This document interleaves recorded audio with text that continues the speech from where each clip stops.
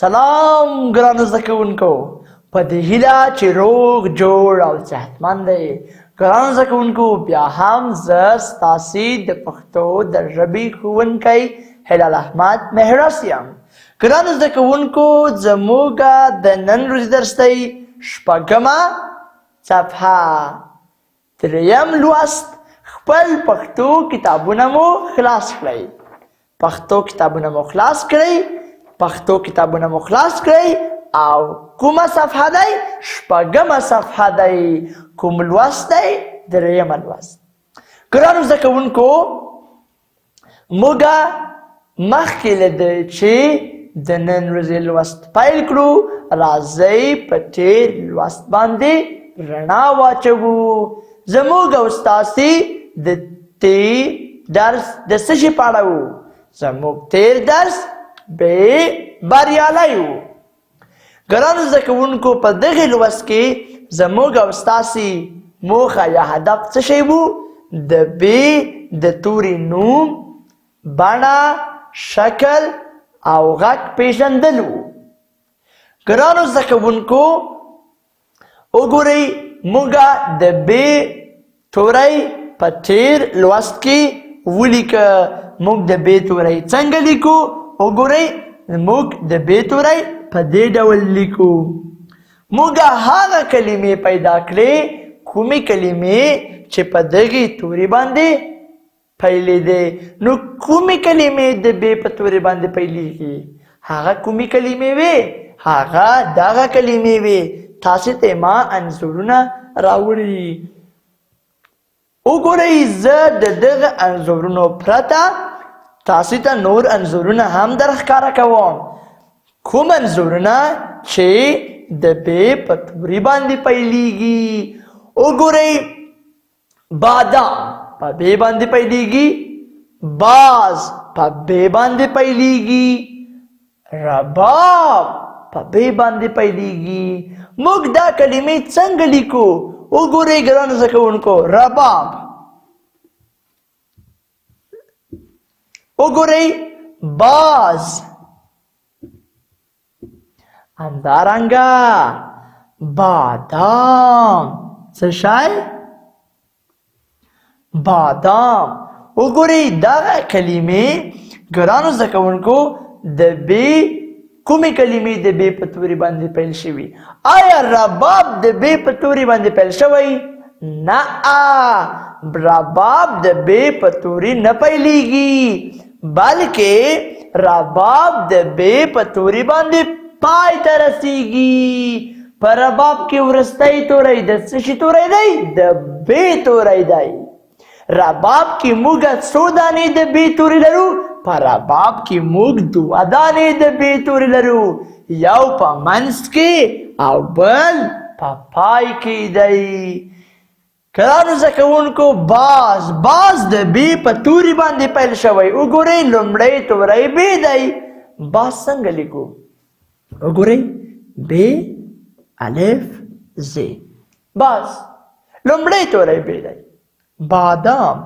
وګورئ، بې الف دال الف میم. بادام. دا که زه سره یو ځای کړم، له ده نه چې جوړېږي؟ بادام جوړېږي. څو توري دي؟ 5 توري. کومې توري دي؟ ب الف دال الف او د میم توری. یو ځای کړم، بادام ترې جوړېږي. ګرانو زده کوونکو، له ده پرته نورې کلمې هم شته چې هغه د بې په توري باندې پیل شوي دي، یا په هغې کې د بې توري موږ لرو. هغه کومې کلمې دي؟ وګورئ، باد. څه شی؟ باد. برق. بابا. باران. ځینې کلمې دي چې په هغې کې د بې توری په منځ کې راځي، لکه کباب، تبر. وګورئ، زه تاسو ته انځورونه در ښکاره کوم. باران، کباب. سمه ده؟ ګرانو زده کوونکو همدارنګه بل انځور چې له موږ سره دی هغه څه دی؟ برق دی. او بل انځور موږ سره تبر دی. وګورئ په دغو دواړو کلمو کې موږ د ب توري لرو، تبر او برق. ګرانو زده کوونکو له دغو دواړو سره لوبې مه کوئ، دا دواړه خطرناک دي. تبر هم خطرناک دی او برق هم. که مو تبر ولیده نو چیرته یې لرې کېږدئ، او که چیرته مو د برق تار ولیده نو ورته نږدې نه شئ، ځکه بیا تاسې نیسي. ګرانو زده کوونکو له دغو دواړو سره لوبې مه کوئ، دا خطرناک دي. ښه، آفرین، تاسې ډېر ښه زده کوونکي، تاسې د خپل ښوونکي خبره تل منلې. ګرانو زده کوونکو له تبر او برق سره لوبې مه کوئ. ګرانو زده کوونکو نن زموږ درس چې دی هغه شپږمه پاڼه دی. زموږ د نن ورځې درس د ب په غږ یعنې د ب غږ په یوازې او ګروپي توګه ادا کوو. وګورئ زه تاسې ته ب وایم، تاسې ما ته غوږ شئ. ب ب ب. اوس زه د ب توری وایم، تاسې ما پسې تکرار کوئ. ب. څنګه؟ ب. موږ او تاسې د ب توری څنګه لیکو؟ وګورئ موږ او تاسې د ب توری په دې شکل لیکو. لومړی دا ب دی، بیا یو ټکی. سمه ده؟